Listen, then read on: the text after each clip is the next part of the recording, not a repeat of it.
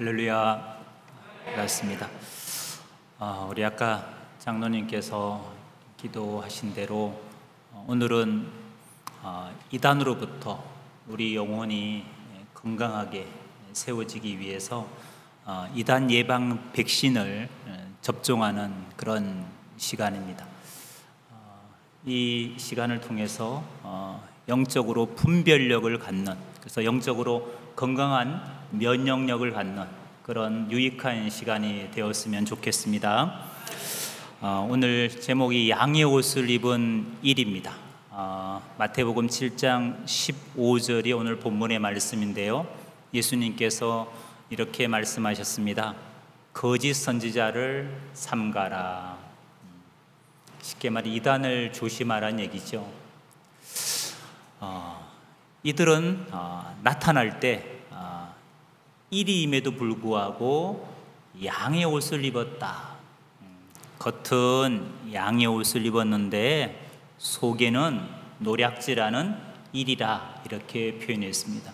쉽게 표현하면 거짓 선지자들은 절대로 나타날 때 거짓 선지자처럼 보이지 않는다는 거죠. 반대로 하나님의 선지자, 하나님의 사람, 이렇게 겉은 보인다는 겁니다. 이런 표현들은 바울의 서신서를 보면, 또 사도들이 쓴 서신서를 보면 반복적으로 언급이 되어 있습니다. 바울은 고린도 교회에 그리스도인들에게 편지를 보낼 때 고린도서 11장 13절에 이렇게 말씀하셨습니다. 저런 사람들은 거짓 사도고 속이는 일꾼인데 자기를 그리스도의 사도로 가장하는 자들이라. 이것이 이상한 일이 아니다. 사탄도 나타날 때는 광명한 천사로 가장하나니. 여러분, 의의 일꾼과 거짓 속이는 일꾼을 겉으로 우리가 판단할 수 없어요. 그래서 이게 위험한 거죠. 그들은 특성상 나타날 때는 항상 속이기 위해서 가장하고 외형적으로 우리와 똑같은 형태를 띈다는 겁니다. 그래서 그들의 특징을 정확히 알지 못하면 외모로 판단할 수 없는 거죠. 외모는 판단이 어려울 수 있지만 반드시 거짓 선지자는요, 자기들의 영은, 악령은 미혹할 때 말로 역사합니다. 아니면 행동으로도 나타날 수 있죠. 그래서 그들의 말을 가만히 들어보면 이 성경을 가지고 어떻게 말하느냐, 성경을 갖고 바르게 말하느냐, 아니면 이 성경을 갖고 왜곡되게, 그릇되게 가르치느냐는 그 가르침을 곰곰이 들어보면, 또 그들의 행동을 우리가 면밀하게 살펴보면 이게 가장한 이단인지 아니면 정말 하나님께 속한 사람인지, 진리의 영에 속한지 미혹의 영에 속했는지를 우리가 분별할 수 있다는 겁니다. 그래서 그들의 특징을 한번 우리가 같이 살펴보는 시간을 갖는데, 오늘은 제가 신천지와 그 다음에 최근에 이제 무리를 일으키고 있는 동방번개, 즉 전능신교에 대해서 중심으로 말씀을 드리겠습니다. 먼저는 대략적인 이단을 좀 말씀을 드리겠습니다.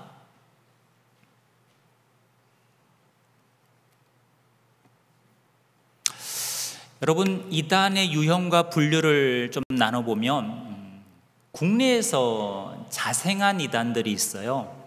그래서 영향력을 끼치죠. 해외까지. 그런가 하면 해외에서 유입된, 우리 국내로 들어온 이단들이 있습니다. 보시면 국내 이단들은 하나님의 교회라든지 주로 이제 교주가 한국 사람이 되겠죠. 신천지 역시 국내에서 자생한 이단입니다. 그리고 엄청난 영향력 끼쳤던 천부교, 우리가 일명 신앙촌이라고도 하고 전도관이라고도 합니다. 박태선 장로가 교주였죠.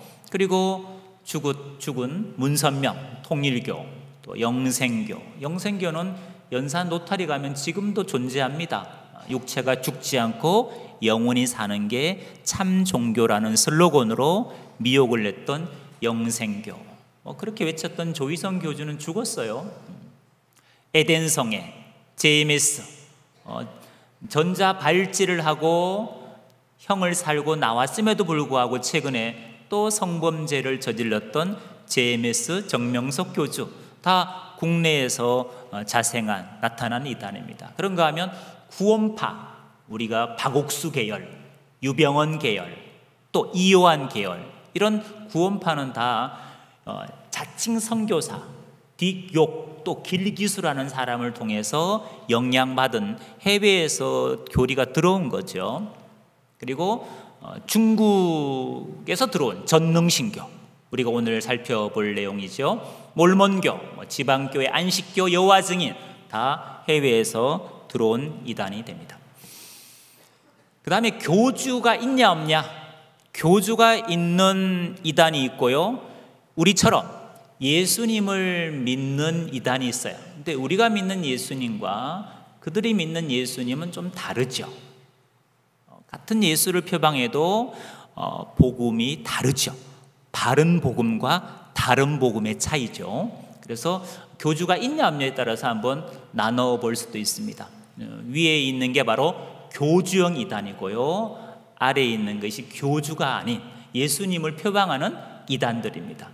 부산에서 시작된 다락방, 유광수도 역시 교주는 없지만 역시 이단으로 교단에서 분류가 되어 있습니다. 베레아, 기신론 역시 이단이죠. 예수중심교회, 이초석 넘어뜨리는 이런 신비적인 그런 교리를 가지고 있어요. 안식교, 다 교주는 없습니다. 그러나 이단입니다. 그 다음에 적그리스도, 거짓 선지자, 이렇게 또 분류할 수 있습니다. 적그리스도라는 것은 뭐냐? 교주가 자기를 메시아라고 얘기합니다. 교주가 자기를 이 시대 구원자, 그리스도, 보혜사, 이렇게 주장하는 자들을 우리는 적그리스도 이렇게 분류합니다. 예수님을 표방하지만 가르침이 비성경적이고 반복음적인 가르침을 주장하면 우리는 그 사람들을 거짓 선지자 이렇게 분류를 합니다. 한번 나눠보시면 주로 교주형 이단이 이제 적그리스도가 되겠죠. 참고하시면 되겠습니다. 그 다음에 미혹 방법에 따라서 분류할 수 있습니다. 가르치면서, 즉 성경을 가르치면서 미혹하는 이단이 있습니다. 소위 직통계시를 받았다는 거예요. 자기가 성경을 통달했다는 거예요. 그런가 하면 이단 중에 신비적인 이적과 기적과 표적을 보여주면서 미혹하는 이단이 있습니다. 그래서 가르치는 이단이 있고, 가르치면서 미혹하는 이단이 있고, 보여주면서 미혹하는 이단이 있습니다. 나눠 보시면 될 거예요. 주로 이제 가르치면서 미혹하는 이단이 훨씬 더 많다는 것을 알 수 있죠. 이건 최근의 특징이기도 하지요. 그래서 이단도 성경을 가르치면서 미혹합니다. 우리의 믿음을 견고하게 하는 것도 하나님의 말씀 성경인 것처럼 사이비 이단들도 성경을 가지고 그릇 해석해서 미혹한다는, 성경이 매개체라는 것을 우리가 기억할 필요가 있습니다. 계보를 좀 나눠봤습니다. 계보란 말은 족보란 얘기죠. 즉 교주 밑에서 항상 교주가 나타난다는 거죠. 교주 밑에서 교주, 거짓 선지자 밑에서는 항상 거짓 선지자가 나타나게 되어 있습니다. 가장 영향력을 많이 끼친 사이비 교주는 박태선 장로입니다. 전도관의 박태선 장로입니다. 1950년도에 한국에서 엄청난 폭발적인 미혹을 했죠. 그 아류들이 조희성이고 구인회고 이만이고, 그리고 김창규나 김노아 씨 같은 경우는 다 박태선의 아류입니다. 박태선 씨가 저들의 스승이란 얘기예요. 스승한테서 배워서 사사받아서 교주가 된 유형이죠. 그리고 통일교 문선명이의 사사를 받고 교주가 된 사람이 정명서, 진지나 건병기 이런 사람입니다. 그리고 이제 자칭 선교사인 딕욕, 길기수 이런 사람을 통해 영향받은 구원파, 또 안식교 아류들, 베레아 기신론의 아류들, 그렇게 나눌 수가 있습니다. 자, 신천지를 좀 보죠. 신천지는 교리의 뿌리가 어디냐? 자, 기억하셔야 됩니다. 신천지 교리 뿌리는 전도간의 교리가 60%입니다. 즉 박태선 장로 밑에 이만희 교주가 10년 동안 사사를 받았습니다. 1957년부터 67년까지. 거기서 뭘 배웠느냐? 박태선 장로가 가르쳤던 교리가 있습니다. 교리라는 것은 박태선 장로가 이 성경 66권을 어떤 관점으로 해석해야 되느냐, 성경은 이런 틀, 이런 공식, 이런 관점으로 해석해야 된다는 박태선 장로의 주장이 담긴 게 교리서입니다. 그 교리서 이름이 뭐냐 하면 오묘교리입니다. 오묘. 진짜 그 책을 보면 오묘한 것들이 많습니다. 어떻게 성경을 이렇게 볼 수 있는지, 예를 들면 이렇게 오묘교리에 담겨 있습니다. 박태선 씨가 주장하기를 이 땅에서 육체가 안 죽고 영원히 살 수 있다. 어떻게 하면 육체가 안 죽고 영원히 살 수 있느냐? 순교한 영혼과 이 땅의 육체가 합이라면, 영혼과 육체, 신인 합이라면 이 육체가 안 썩고 안 죽을 몸으로 변화되어서 이 땅에서 영원히 죽지 않고 산다. 이게 성경에서 말하는 영생이다. 이렇게 해석을 해놨습니다. 또 특이한 게 뭐냐? 박태선 씨는 자기는 동방의 의인이고 감람나무고 계시록에 나오는 11장에 나오는 두 증인, 두 감람나무 중에 한 사람이 자기라는 거예요. 자기가 이긴 자라는 거예요. 그리고 14만 4천 이 사람만 구원받는다는 거예요. 그리고 특이한 게 뭐냐? 세례 요한은 배도자라는 거예요. 배도자. 세례 요한은 실패한 배도자인데 오늘날 모든 교회에서 의인이고 순교자로 잘못 알고 있다는 거예요. 이런 주장들이 오묘교리서 안에 담겨 있어요. 또 시대를 구분합니다. 시대를 구약시대, 신약시대, 계시록이 이루어지는 시대. 이런 교리들은 다 우리가 보고 있는 정통교회의 교리와 전혀 다른 교리죠. 여기 영향을 가장 많이 받았습니다. 10년 동안 그 밑에서 이만희 교주가 배웠기 때문이죠. 이만희 교주는 박태선 장로만 구원자로 섬긴 게 아닙니다. 그 아류라 할 수 있는 유재열의 장막성전이라든지 유재열 밑에서도 이만희 교주가 3년을 사사받았습니다. 거기서 배운 게 소위 비유풀이, 말씀의 짝풀이, 요한계시록 해설 이런 겁니다. 그리고 자칭 하나님이라 하는 모경득이라는 사람도 6개월 동안 이만희 교주가 따라다녔습니다. 그리고 그 사람이 하나님이 아니라는 사실을 알고 나와서 다시 쫓아간 사람이 누구냐? 자칭 보혜사라고 주장했던 백만봉 씨를 역시 3년 정도 추종했습니다. 이만희 교주는 4명의 보혜사, 구원자, 자칭 하나님이란 사람에게 미혹되어서 17년 세월을 사이비 교주 밑에 있었던 거죠. 배웠던 거죠. 그리고 통일교 아류인, 즉 원리 강론을 배우고 나왔던 김건남, 김병이라는 사람들이 신천지에 와서 이만희 교주가 경험한 교리를 듣고 자기들이 경험한 통일교 원리 강론의 교리하고 짜집기해서 혼합해서 만들어 놓은 것이 바로 신천지 오늘날의 교리가 됐습니다.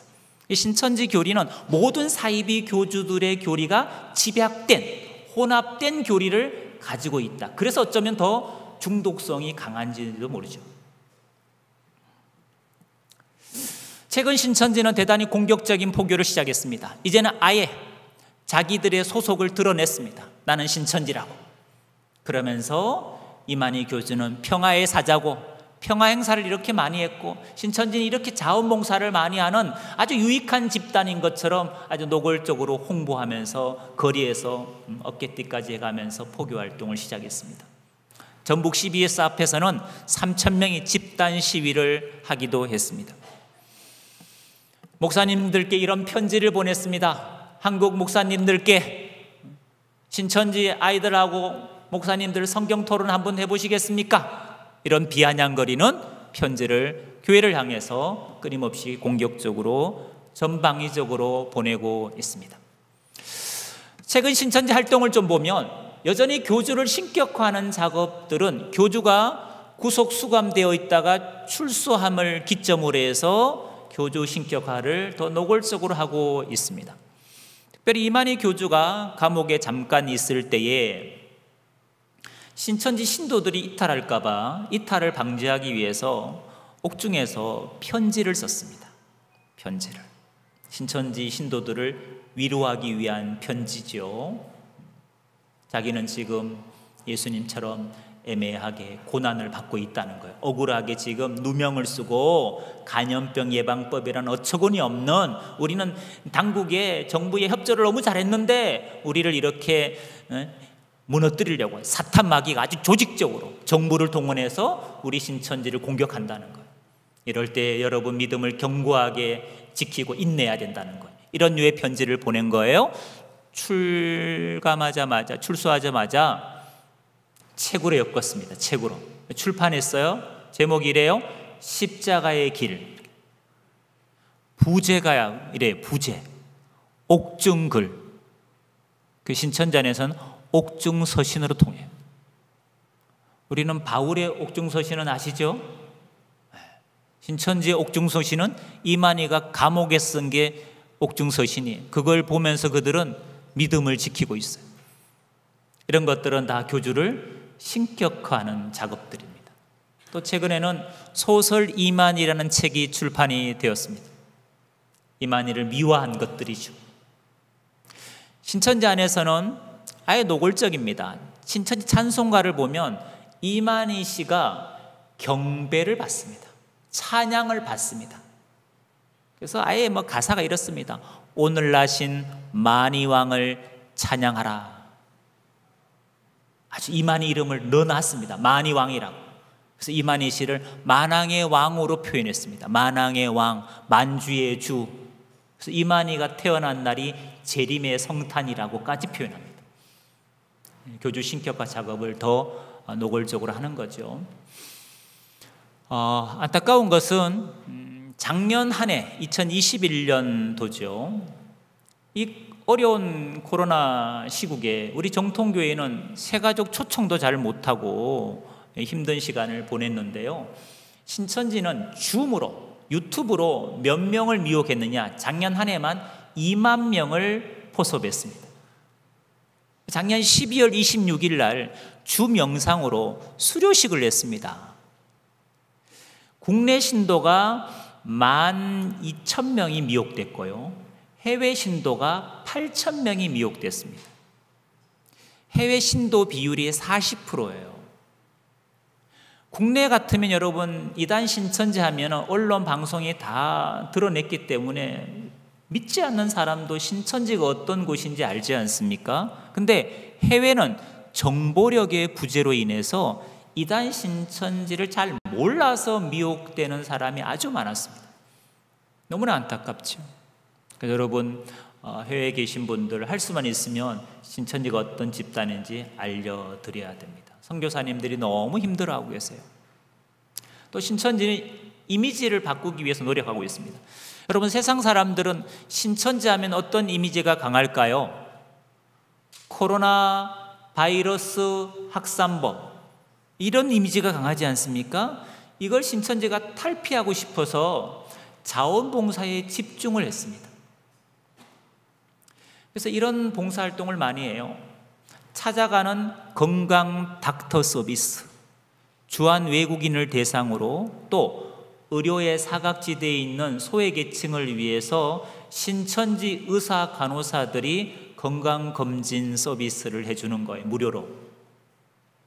또 착한 소비, 착한 기부 캠페인, 재래시장 소상공인들을 위해서 신천지 이름을 표방하고 신천지인들이 재래시장 가서 물건을 사주는 거예요.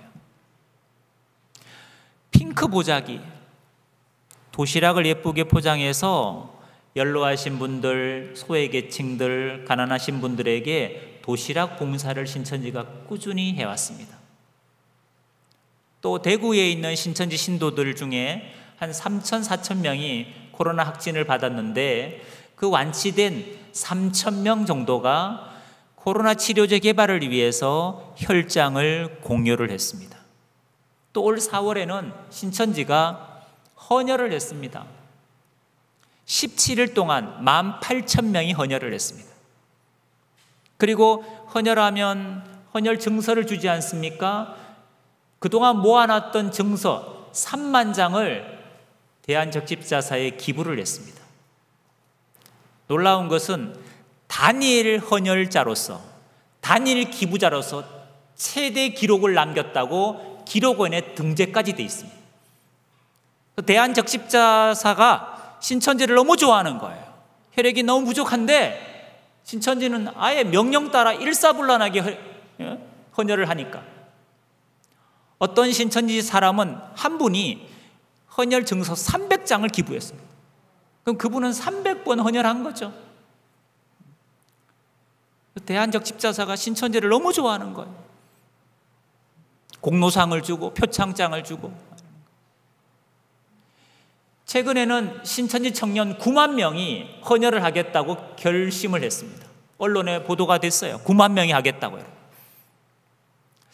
여러분, 이단이 이렇게 해서 이미지를 이렇게 바꾸고 싶은 거예요.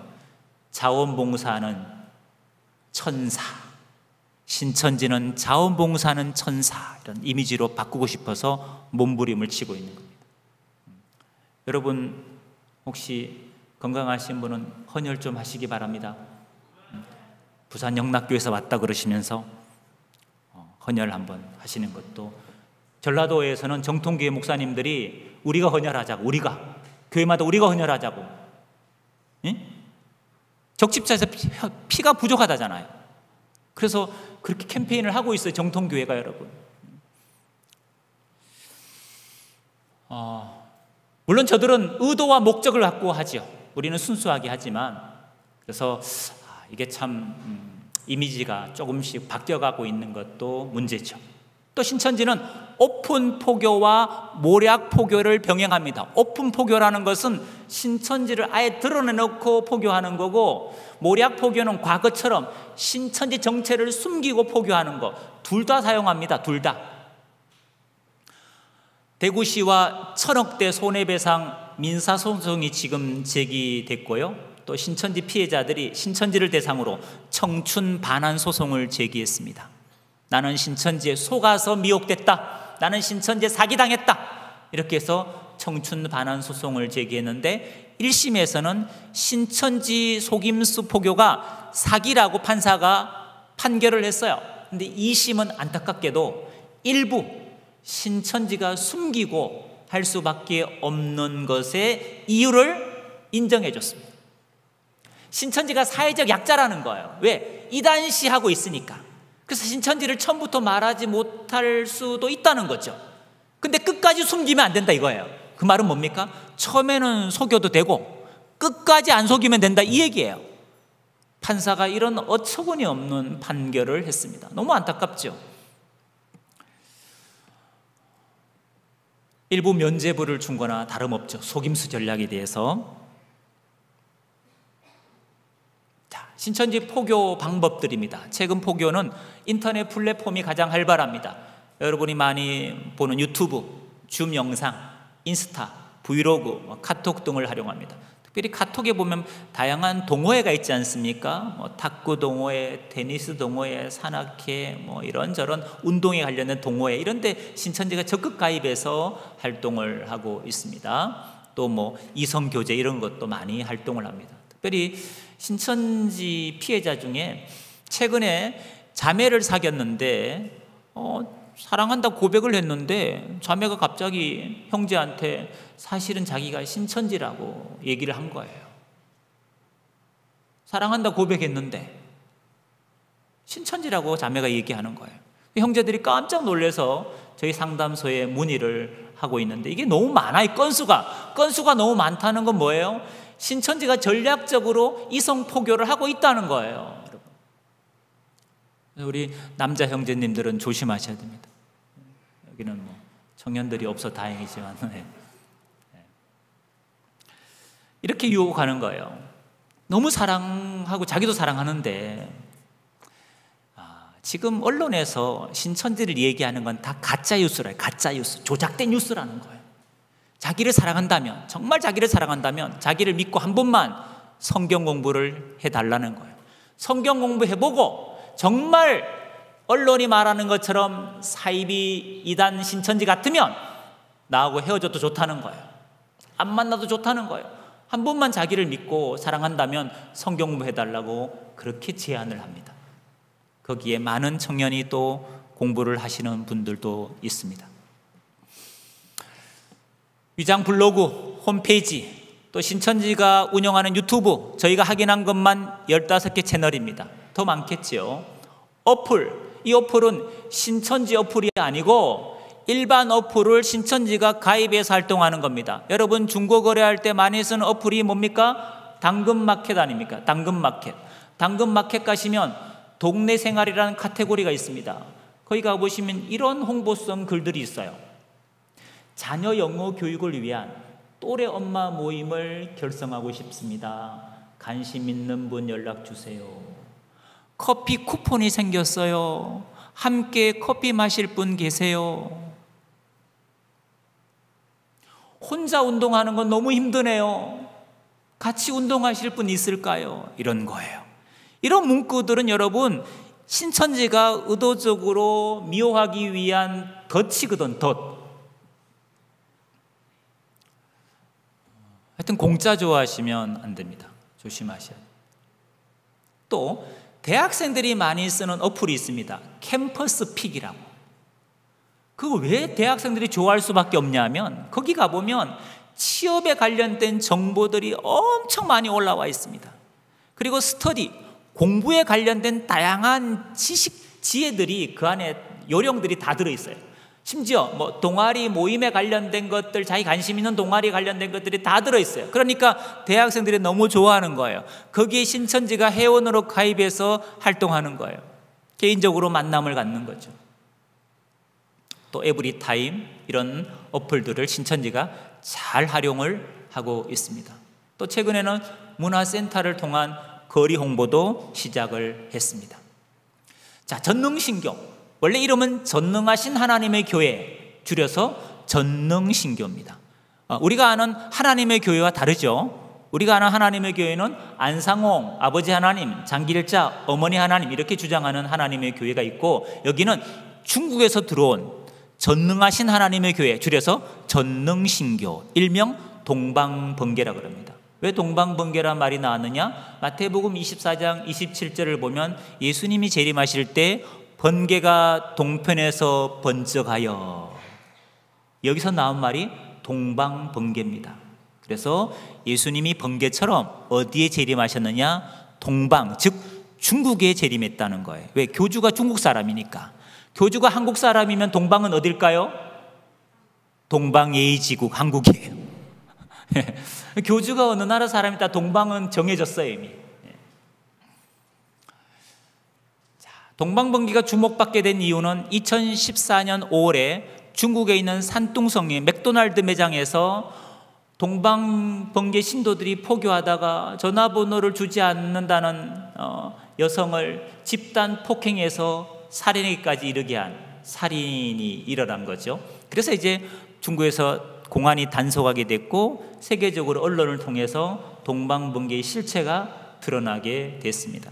한국에서는 부천 같은 데서는, 또 대구 같은 데서는 동방번개 신도들이 세가족으로 교회에 들어와 가지고 친밀한 신뢰를 쌓은 다음에 자기 집에 초청을 해서 밥을 대접하고, 그리고 찾아간 정통기 집사님이 뭐 어디 아프고 아픈 걸 얘기하니까 자기가 아는 중국에서 온 유명한 명의가 있다는 거예요. 소개해 줄 테니까 한번 치료받아 보라는 거예요. 그렇게 해서 성경 공부까지 연결돼서 미혹당하는 일이 있었고요. 대구에서는 세가족으로 동방번개 신도가 들어와서 세가족 섬기미를 미혹해서 동방번개로 이끌어간 사례도 있었습니다. 한국에 침투한 이유는 여그리스도죠. 동방번개의 교리 중 하나가 뭐냐? 창세기 1장 27절에 하나님은 자기 형상으로 사람을 만들었는데 남자와 여자를 만들었다는 거예요. 그래서 하나님 형상은 남자와 여자가 다 가지고 있다는 거예요. 그런데 초림 때는 예수님이 남자로 오셨다는 거예요. 그래서 남그리스도. 그런데 재림 때는 여자로 온다는 거예요. 그게 양향빈이라는 중국 여자가 여그리스도로 왔다는 거예요. 이렇게 하나님의 형상은 남자 그리스도, 여자 그리스도 짝이 맞아야 된다는 거예요. 놀라운 해석이죠. 그래서 양양빈이가 지령을 내렸어요. 명령을 내린 거예요. 중국 공안이 단속하니까, 정부가 단속하니까 가장 활동하기 좋은 미국과 대한민국을 딱 곡 집은 거예요.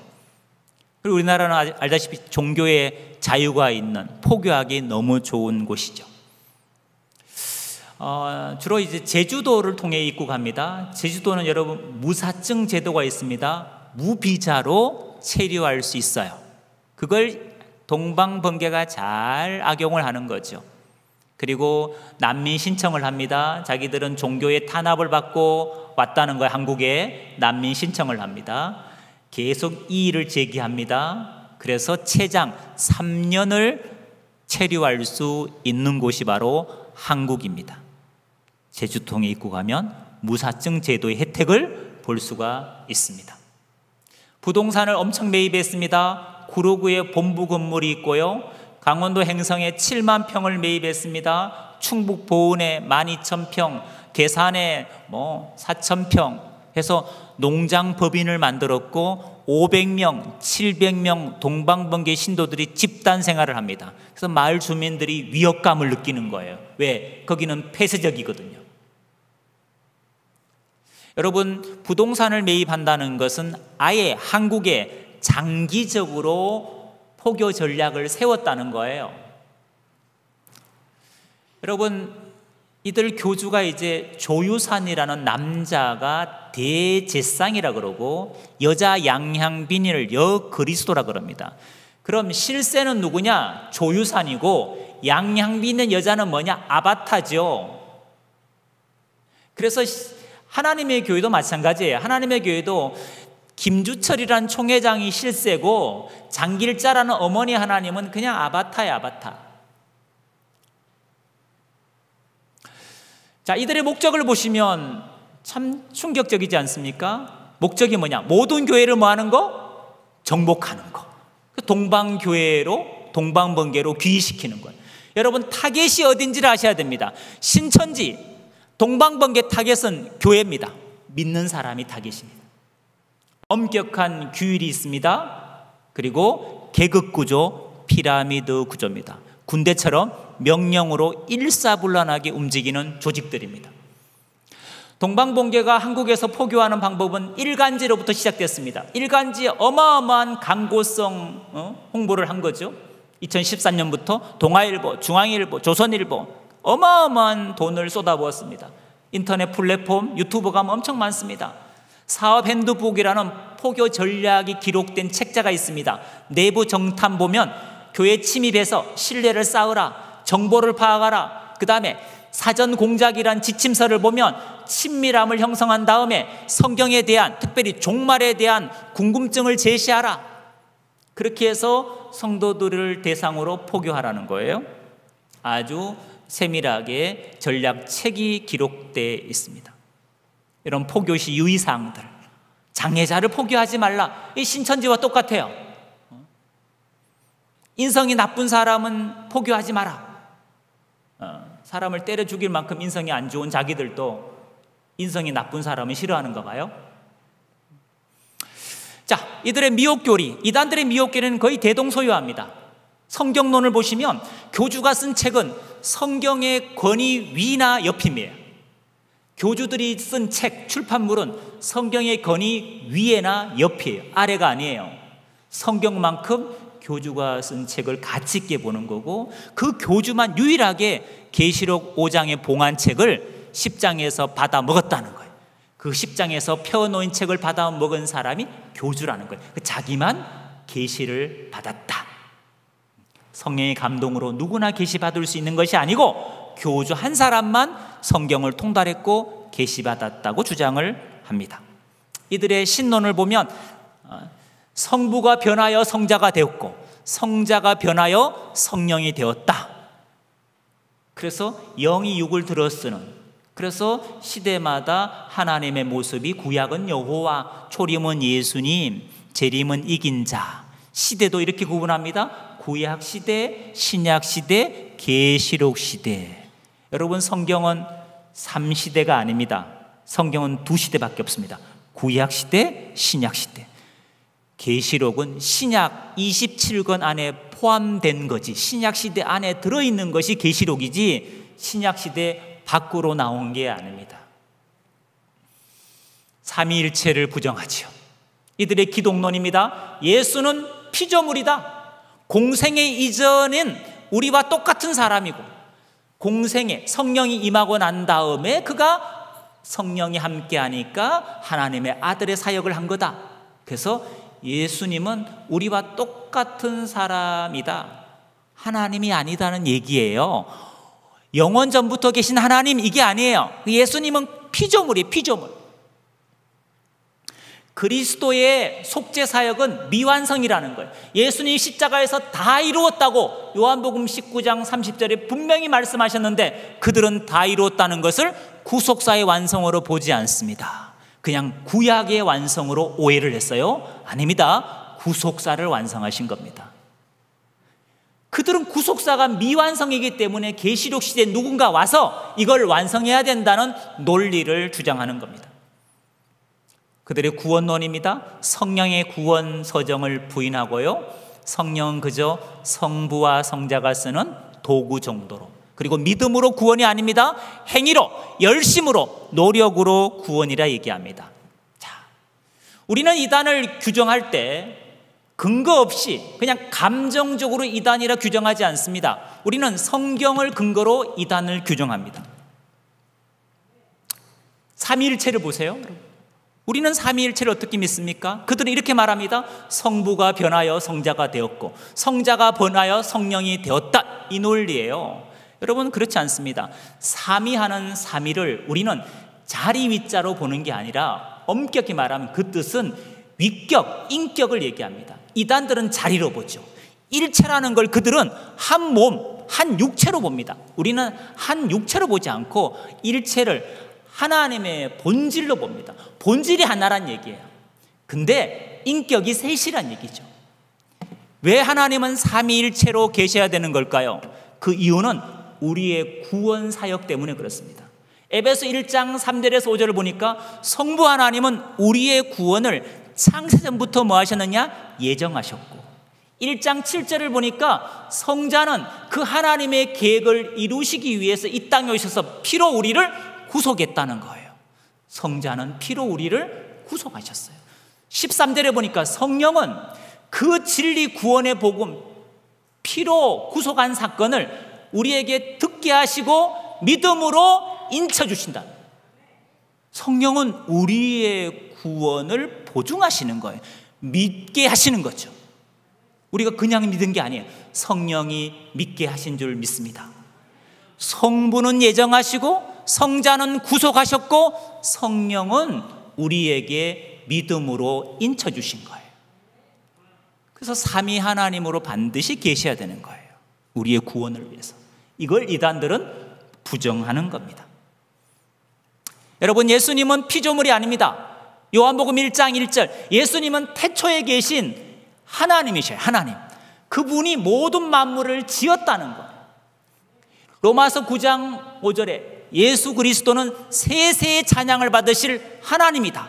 이사야 9장 6절에 한 아들을 주셨는데 그 아들은 기묘자라 모사라 전능하신 하나님이라. 여러분, 아들 예수 그리스도가 하나님이라고 성경은 얘기하지, 창조주로 얘기하지 피조물로 얘기하지 않습니다. 구원은 행위가 아니죠. 우리 열심 노력이 아닙니다. 오직 은혜인 줄 믿습니다. 에베소 2장 8절에 뭐라 합니까? 너희가 은혜를 인하여 믿음으로 말미암아 구원을 얻었나니 이것은 너희에게 난 것이 아니요 하나님의 선물이라. 행위에서 난 것이 아니니 이는 누구든지 자랑치 못하게 하려 하심이라.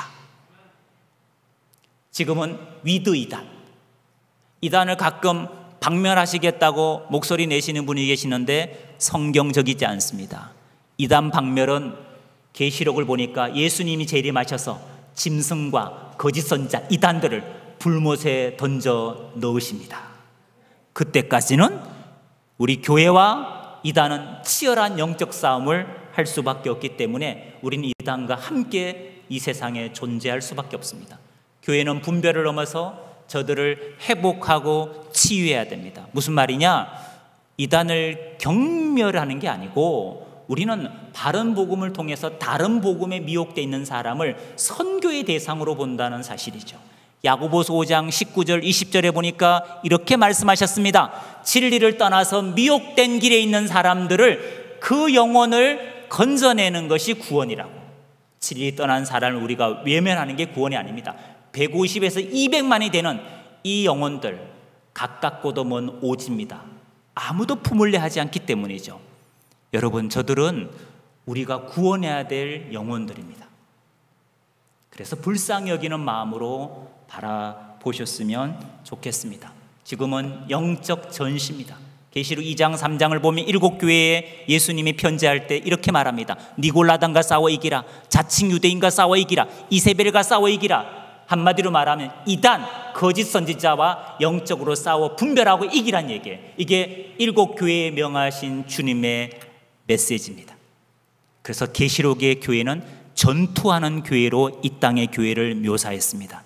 전투에서 이긴 자만이 천상에 승리한 교회가 된다고 우리에게 분명히 말씀하셨습니다. 안전지대 없습니다. 종전은 주님이 오셔야 이 전쟁은 끝납니다. 그때까지는 치열한 영적 전쟁에서 여러분 꼭 승리자로 남으시기를 부탁드리겠습니다. 기도하시겠습니다. 하나님 감사합니다. 사이비 이단이 할 수만 있으면 택하신 자를 미혹하는 이때에 가장하고 위장한 이단을 잘 분별할 수 있는 분별력을 우리 사랑하는 부산 영락교회 가족들에게 허락하여 주시옵소서. 머리부터 발끝까지 하나님의 전신갑주로 무장하여 승리의 계가를 하나님께 올려드리는 믿음의 선한 싸움을 잘 싸울 수 있는 건강한 그리스도인 되게 하여 주옵소서. 예수님의 이름으로 기도드리옵나이다. 아멘.